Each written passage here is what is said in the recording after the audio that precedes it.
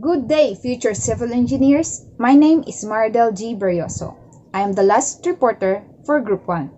I will be tackling about the topics on prime professional practice, employment, design competition, contingency basis of employment, and lastly, the professional practice of foreign civil engineers.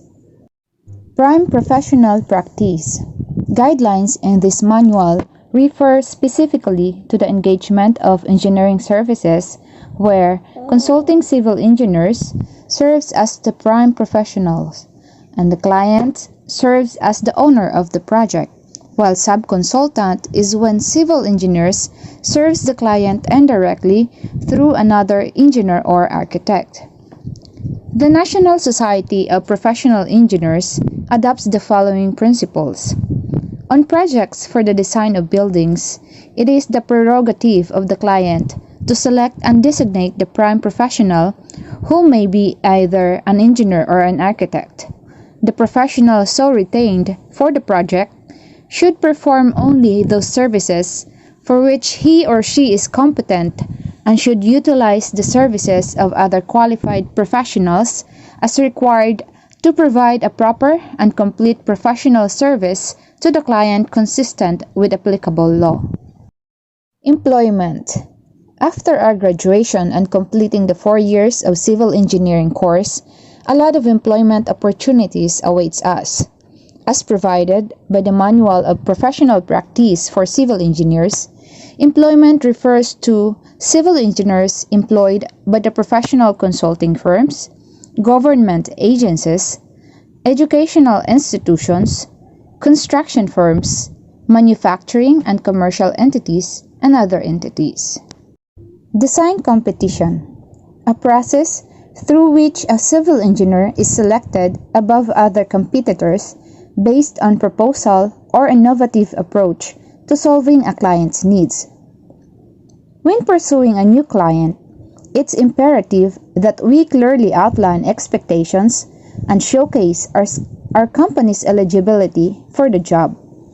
An effectively written bid proposal can clarify a variety of key details at the very beginning of a client relationship, establish our company's expertise, and increase our company's chances of being hired for the project.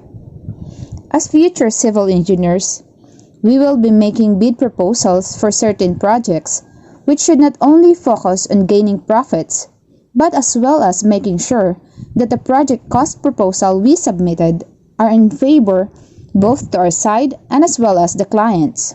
What do I mean by this? If we make our bid proposal too high, we might not be able to win the project to the point of losing the project to our competitor.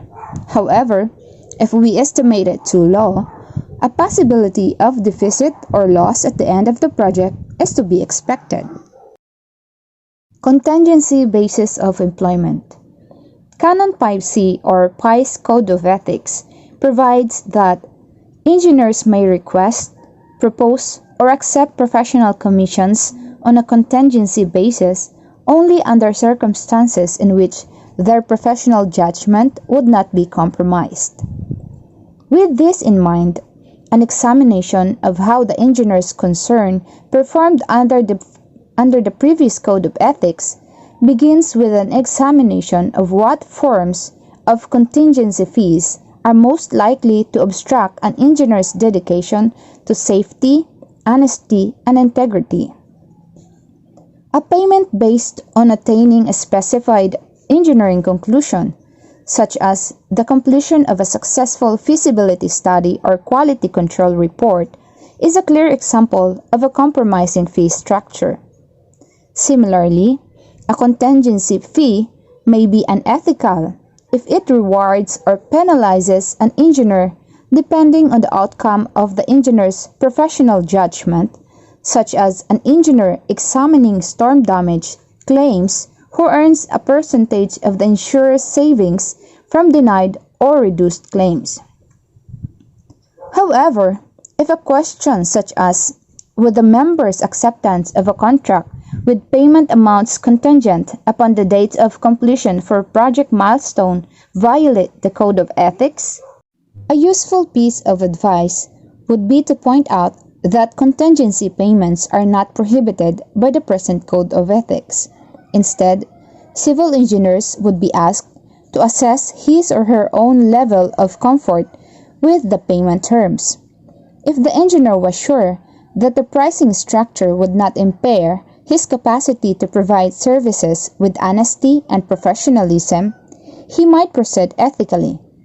If, on the other hand, he believes that the agreement will put an excessive amount of pressure on his performance, he should decline the arrangement. Professional practice of foreign civil engineers.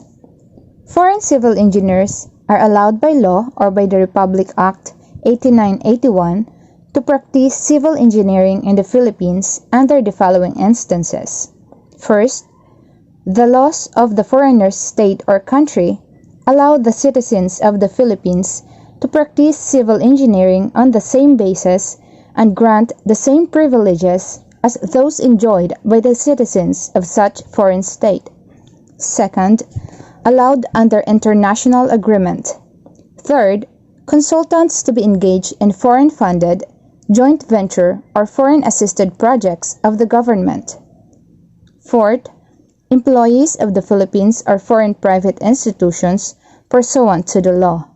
And lastly, civil engineers who were former citizens of the Philippines who had been registered and issued a certificate of registration and a professional identification card prior to their naturalization as foreign citizens and who, while in the country on a visit, sojourn or permanent residence, desire to practice their profession.